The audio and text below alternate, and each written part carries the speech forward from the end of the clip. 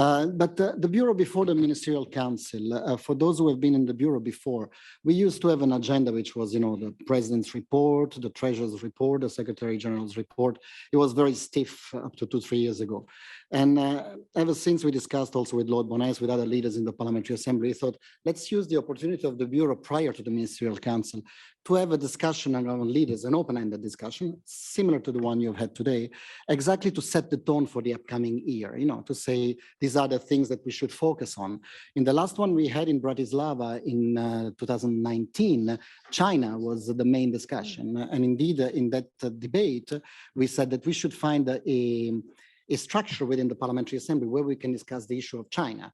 And that's where we left it together with the group that Azai Guliev was mentioning, to the Silk Road support group. The discussion was, should these big issues like China be discussed only within the group of people who have signed this protocol, which are, I think, 23 or I don't know how many, or 27 countries, but should it be the entire assembly? And we thought the conclusion is that it's better that it is within the structure of the assembly.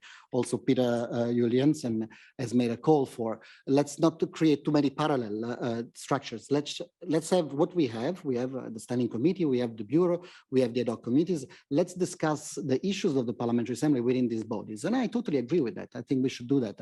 In order to create an ad hoc committee, though, on discussion on China or on cooperation or on whatever you want to call it, connectivity, we need to have a standing committee decision. So I think one of you should propose this to the standing committee at any other opportunity to create an ad hoc committee on these issues.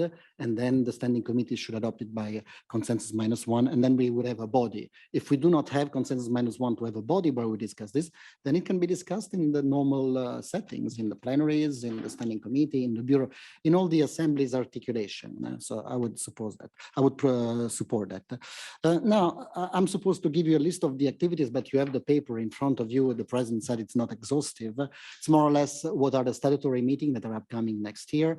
It's the list of the president's, let's say, desiderata on travels she wants to make, mainly in the US, in the UK for signing an MOU with the Speaker of the House of Commons for the annual session that we will have in Birmingham next year, but also a visit to Ukraine and Russia. I mean, these are the main spot areas where we are already starting to plan activities with the president.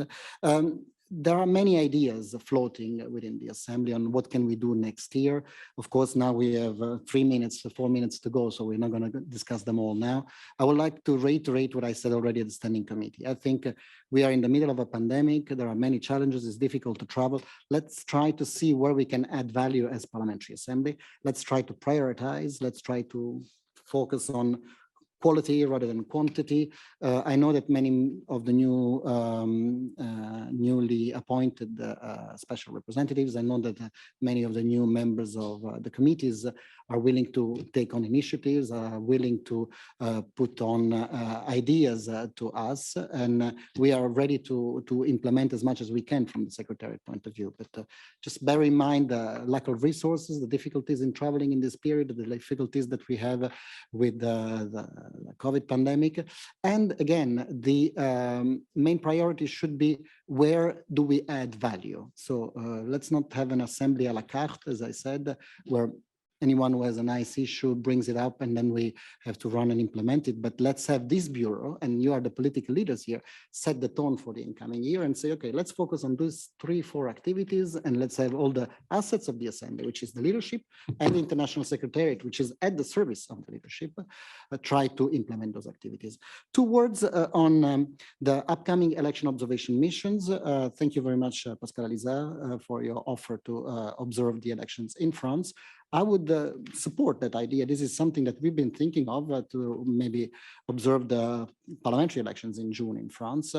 This has been something that we have discussed a lot in the past, not to only observe elections east of Vienna, but to also give a sense and take away ammunition from those who criticize the OSCE in general of only looking in some directions or having double standards, but also to observe elections in France, maybe in June, in the US, of course, the midterm elections next November.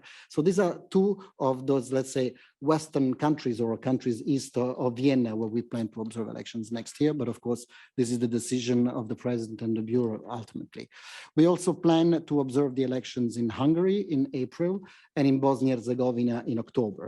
Now, the question is whether we should observe the elections in Serbia, which happen to be on the same day as the Bureau meeting in Copenhagen on the 3rd and 4th of April. And so this is a question still that remains to be answered. And of course, any guidance that we get from the Bureau will be welcomed. Two more points. One very quickly on the Helsinki Plus 50. We had a long discussion this morning with the officers of the Assembly on which way it has to take. Peter Juliensen says me and the President should work together in indicating a path. I agree that the path is already indicated. The Helsinki Plus 50 initiative is within the perimeter of the Bureau. The Bureau decides its next activities, its direction. I personally think this is a great initiative. You will hear it from the ministers tomorrow and from the OSCE Secretary General on how much they appreciate this initiative, which is the only place within the OSCE where there are some leaders who think about the future of the organization or how to strengthen the organization. The rest of the organization, you heard from Ambassador Panczewski, is stuck. There is very little happening. There is a lot of complaints. There is a lot of bad moods. There is a lot of pessimism. This parliamentary assembly has had the capacity to think higher, to look at some vision, as indicated 2025 as a possible idea for a summit. And today we have the decision that Finland will host the chairmanship in 2025. So this is already, I don't think if it's a result of our initiative, but it's something that we first introduced in our call for action initiative back in December last year. So I'm very proud of that. And the last word, Madam President, to you and Jan Boser is here in the room. Today you hosted an initiative with Svetlana Tikhanovskaya from Belarus. I would like to commend again your courage. We've had some criticism, of course, for this initiative. I'm sure you will hear more tomorrow. Some participating states, of course, are not happy that we are doing this, but I think that sometimes in politics also we have to stand up, have courage, and take initiatives that are maybe not consensual, but if you have a strong feeling that they are right and that you stand for the right cause, you have to take this initiative. So I commend you, Madam President, Jan Boser, for the initiative you took today. Thank you.